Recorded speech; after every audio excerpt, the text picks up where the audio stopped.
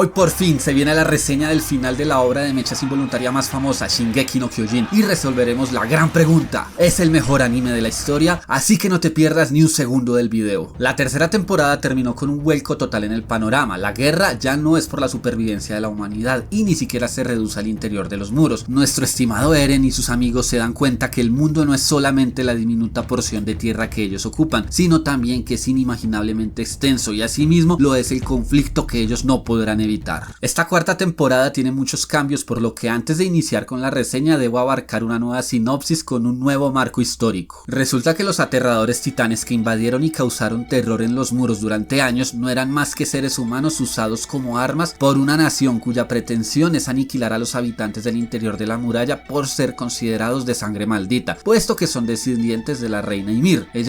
Ella. Ymir fue una mujer que, según las leyendas, hizo un pacto con un demonio hace 2000 años para obtener el poder de los titanes. Con dicho poder fundó un país llamado Eldia, que sometió a todas las naciones del mundo, sembrando un reino de terror y violencia a su paso, gracias al control de los 9 titanes. Pero su reinado no duró para siempre, puesto que tras muchas guerras y ser considerados como los enemigos de la humanidad, un descendiente de Ymir, el rey Fritz, decidió que la única forma de ponerle fin a la barbarie era aislarse con los eldianos a una isla llamada Paradis, borrando la memoria de sus habitantes y poniéndolos a vivir dentro de 3 muros construidos con titanes como materia prima a la vez que guardianes, con la intención de alejar la amenaza de agentes externos que buscasen tomar represalias. Con lo que podemos concluir que los Reyes no eran tan malos, tenían buenas intenciones y todo, pero somos humanos y Shingeki no se cansa de recordarnos nuestra naturaleza. La nación de Marley fue la más afectada por los eldianos y decidió vengarse, capturando a todos aquellos que no pudieron ir a Paradis, creando una especie de apartheid y aprovechando los componentes especiales de su sangre para convertirlos en titanes en un intento de demostrar su poder al resto de países, además de atacar las murallas de la pequeña isla. Sí, los titanes son compatriotas de nuestros protas. Y mientras en el interior de los muros el tiempo se detuvo, en el resto del mundo avanzó la tecnología, sobre todo la militar, con el fin de destruir a los nuevos dueños del poder de los titanes, Marley, que al ver su derrota acercarse decidieron realizar un ataque definitivo a Paradis para robar el poder del rey de los eldianos y controlar así a todos los titanes. Esta es nuestra nueva premisa en la cuarta temporada, en la que vamos a conocer de cerca a quienes siempre vimos como enemigos, Marley, y lo que será el desarrollo y conclusión de esta guerra. Pero hay algo que está más que claro, y es que se va a armar un mierdero histórico. Esta vez la producción no recae en manos de Wit Studios, sino en MAPPA, otro estudio conocidísimo por sus extraordinarios trabajos y estar a la vanguardia en lo que a animación respecta. Aún así, esta decisión no estuvo exenta de polémica y hubo muchas críticas a los cambios realizados. Lastimosamente, los titanes ya no causan tanto terror como antes, hay demasiado CGI en sus peleas y se pierden detalles, pero en mi opinión su mayor fallo fue prolongar tanto el final del anime, sacando sus 2 últimos episodios en formato extendido y con una distancia de tiempo considerable entre el lanzamiento de uno y otro, convirtiendo a Shingeki no Kyojin casi en un meme, pero de eso hablaremos luego. Entrando en materia, en esta última etapa Shingeki se convierte en un grito desesperado contra la guerra, y es que ahora el enemigo son seres humanos que sueñan, aman, desean ser libres y sufren igual que Eren y su gente. Atrás quedan aquellos seres pesadillescos que unánimemente todos queríamos que cayeran, esos titanes con sus enormes sonrisas tragándose todo a su paso. El cambio es considerable si comparamos con el punto de partida de la obra en su primera temporada, en la que en cada escena se podían sentir las ansias de libertad, de cooperación y unión entre aquellos que querían salir de los muros que los aprisionaban. Es que hasta se te hinchaba el pecho de orgullo al ver actos de valentía uno tras otro, mientras que ahora todo es guerra, violencia, y las acciones honorables son reemplazadas por masacres a pueblos enteros, llenos de personas inocentes. Incluso en los openings se puede ver la diferencia. Los primeros eran una invitación a luchar por la humanidad. En contraste, en esta temporada empezamos con un himno de guerra que expresa de forma brutal la destrucción y miedo que esta produce.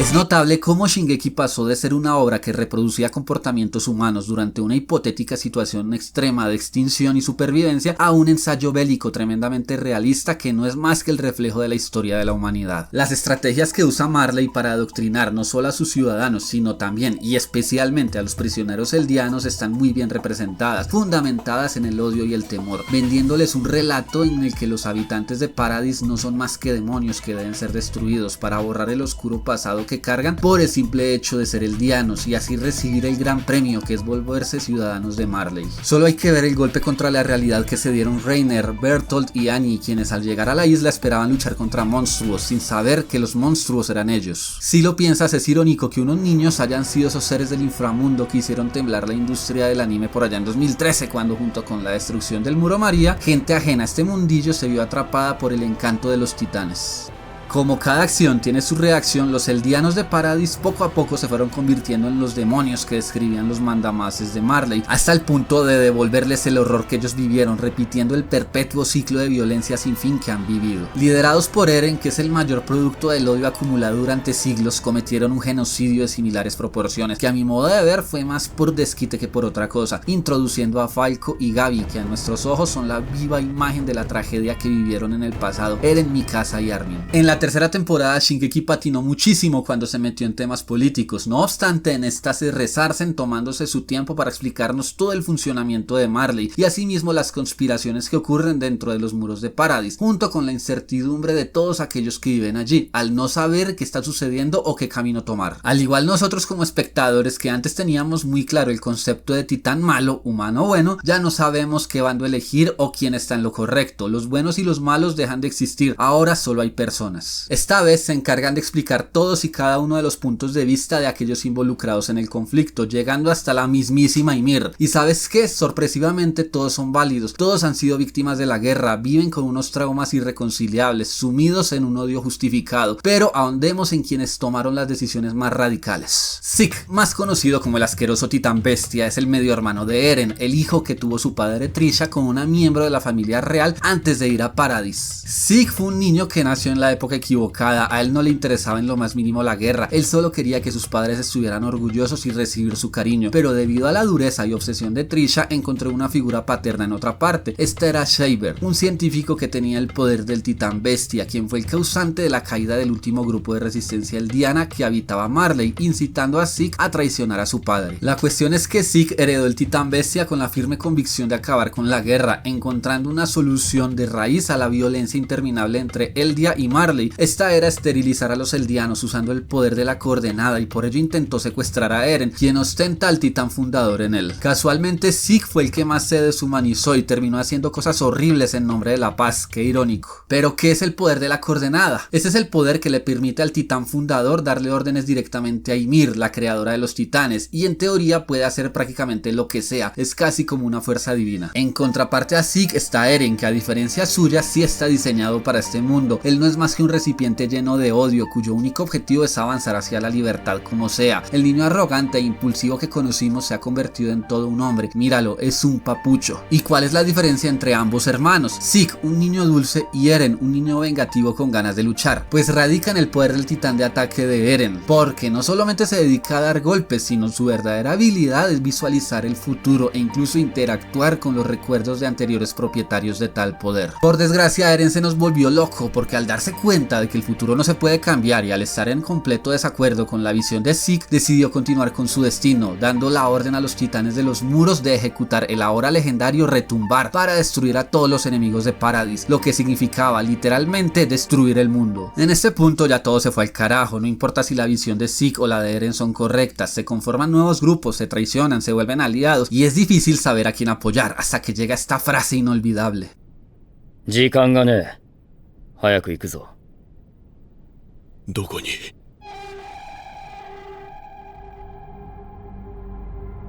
世界を救いに。 Y es que ¿para qué vinimos a ver Shingeki si no es para salvar el mundo? Así llegamos a la fase final, pero antes quiero quejarme porque no todo es perfecto y debo hablar de la que para mí es la mayor cagada de Mappa, un lunar muy grande en este gran anime. Una vez inicia el retumbar, el ritmo de la serie se vuelve lentísimo, pero de una forma anormal, artificial, como hecho a propósito, y es que mientras nosotros esperamos la gran batalla contra Eren, Mappa decidió meter muchos capítulos que en mi opinión no enriquecen la trama. Casi todos los misterios ya están solucionados, así que naturalmente lo que uno quiere es la conclusión de la historia, pero no nos la da. dan, sino más bien se inventan nuevos conflictos innecesarios. Interacciones como la de Connie y Falco o el mini arco del puerto son aburridísimos, sinceramente bien podrían habérselos ahorrado. Además, esta lentitud se extiende hasta gran parte del primer capítulo del arco final. La muerte de un personaje tan querido como Hanji fue un sinsentido. ¿Cómo esperan que me crea que matar o tirar al suelo a unos pocos titanes va a ayudar en algo a detener el retumbar? Su muerte ni épica ni nada, más bien tonta. Ni me imagino la reacción de la gente después de haber esperado meses para ver un capítulo tan flojo. Otra cosa, escapar del retumbar era tan sencillo como ir en barco hacia la mitad del mar.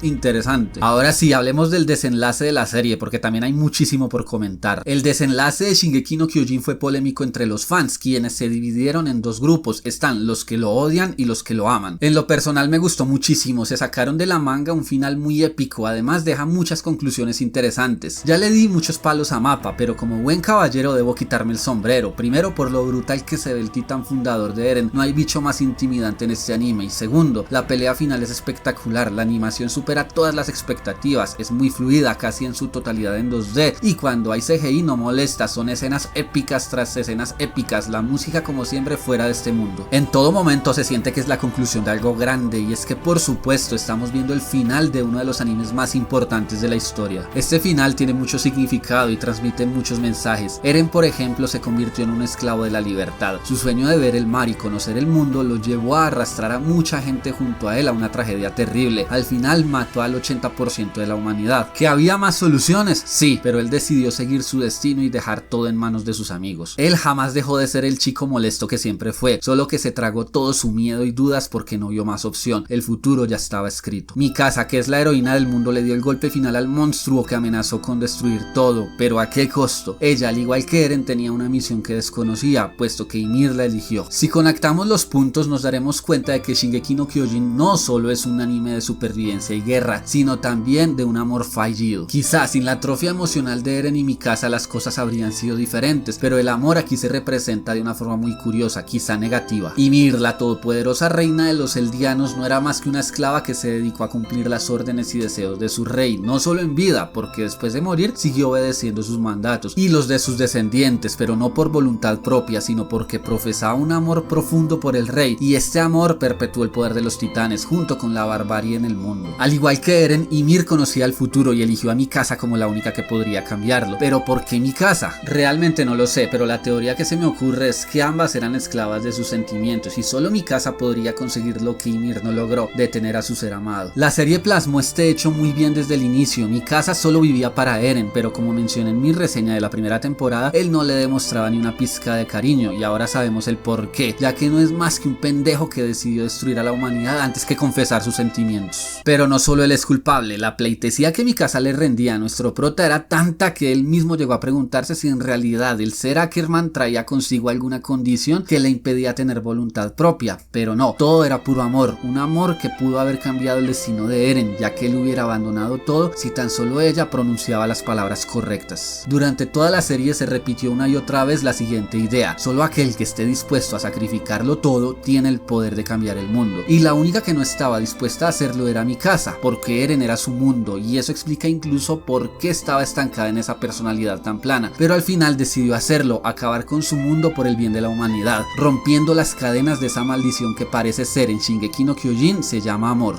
Observa a Ymir orgullosa al ver tal desarrollo de personaje en tan poco tiempo. Tremendo spoiler nos metía el segundo ending de la primera temporada. Falco y Gaby por su parte fueron todo lo que Eren y Mikasa no pudieron ser, lograron superar el rencor que nació al ver unos demonios destruyendo su hogar y tuvieron la valentía de expresar sus sentimientos a tiempo. Ellos son la muestra de que hay un futuro. Tan difícil no era, ¿eh?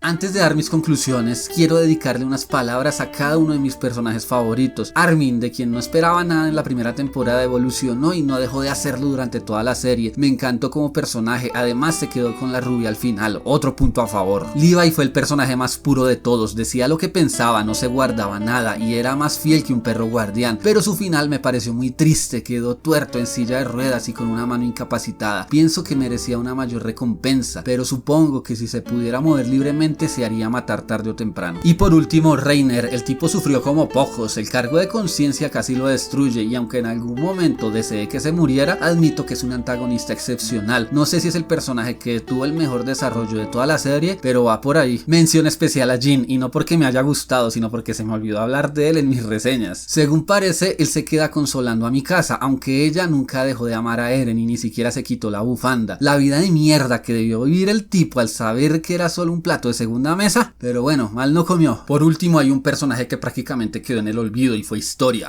Hay un gran halo de misterio sobre ella. ¿Qué pasa con la hija que tuvo? ¿Por qué continuó el legado de los jagueristas si estaba en desacuerdo con el plan de Eren? Muchas preguntas, pocas respuestas. Ya para terminar, el mensaje final que nos deja Shingeki no Kyojin es muy agridulce, porque la verdadera paz no existe. La violencia hace parte inherente del ser humano. Siempre habrá guerras. El odio es un sentimiento que trasciende los siglos y el imperturbable mundo es testigo de la destrucción de civilizaciones y el nacimiento de unas nuevas a causa de este, justo como en el mundo real. Shingeki no Kyojin es una obra tremenda que se ganó un lugar en la historia de la animación por sí sola, que tiene un objetivo y mensaje claro desde su primer episodio hasta el último, con personajes inolvidables y escenas que han marcado una época en el anime. Incluso tiene el mérito de lograr que muchísimas personas se iniciaran en este mundo de la animación japonesa gracias a ella. Para mí, por todos los elementos que reúne, el poder de su narrativa e historia, su música, openings y endings espectaculares, a pesar de sus defectos, me engañaría a mí mismo si no le doy un 10, además de entrar entre mis recomendaciones primordiales para cualquiera. Ahora bien, ¿es Shingeki no Kyojin el mejor anime de la historia tal como dicen muchos? Pues no, el mejor anime de la historia se llama Seto no Hanayomi, me paro con quien sea. Aún así, Shingeki está en el Olimpo junto a otras series que han marcado la vida de muchos, yo incluido. Decidir cuál es el mejor anime de la historia con tanta calidad que hay es imposible, ya está en los gustos de cada quien elegir cuál ocupa ese lugar. Yo vi Shingeki en 1 mes y medio, pero sé que para muchos fue un viaje que duró 10 años y forma parte importante de su vida, con recuerdos irreemplazables, y no va a ser un youtuber de reseñas de anime quien invalide esa opinión. Espero que hayas disfrutado la reseña, si es así dale una manita arriba, si deseas ayudarme y animarme a sacar videos más seguidos suscríbete, deja tu opinión en la caja de comentarios, hoy más que nunca estaré deseoso de leerla y recuerda siempre decirle lo que sientes a esa persona importante, no seas como Eren y Mikasa. Te hablo Frangis, un saludo y hasta otra ocasión.